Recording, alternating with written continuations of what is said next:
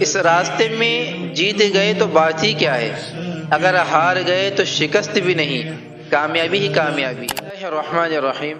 اعمال سے احوال بنتے ہیں، انسان کے اعمال پر ہی اس کے حالات کا فیصلہ کیا جاتا ہے۔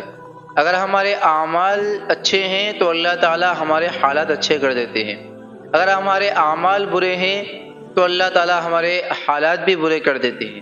اسی لیے فرمایا گیا اعمالکم عمالکم، تمہارے اعمال ہی تمہارے حاکم ہیں، یعنی جیسے ہمارے عمل ہوں گے، جیسے ہمارے اعمال ہوں گے، ویسے ہی ہمارے لیے فیصلے کیے جائیں گے۔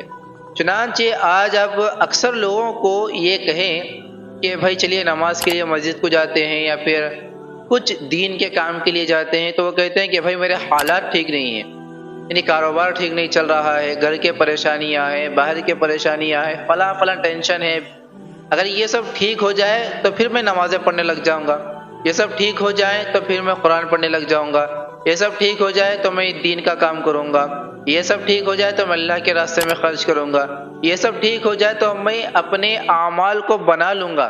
یعنی یہ کہنا چاہ رہے ہیں پہلے ہمارے حالات ٹھیک ہو جائیں، اس کے بعد ہم اپنے اعمال کو ٹھیک کریں گے۔ یہ خدائی ترتیب کو الٹنے والی بات ہے، ہم الٹی ترتیب چلنا چاہتے ہیں، ایسا نہیں ہوتا ہے۔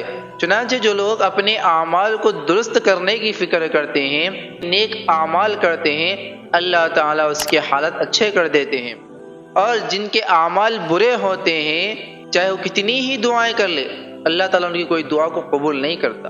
اگر ہمیں معلوم ہو جائے کہ دنیا میں نیک اعمال کے کتنے فائدے ہیں تو ہم نیک اعمال کے پیچھے بھاگنے والے بن جائیں۔ اگر اس راستے میں جیت گئے تو بات ہی کیا ہے، اگر ہار گئے تو شکست بھی نہیں، کامیابی ہی کامیابی ہے۔ اس لیے اپنے اعمال کو درست کریں، اپنے اعمال کو بہتر بنائیں، انشاءاللہ تعالی اللہ تعالیٰ آپ کی تمام پریشانیوں کو بھی دور کریں گے، حالات کو بھی اچھے کر دیں گے۔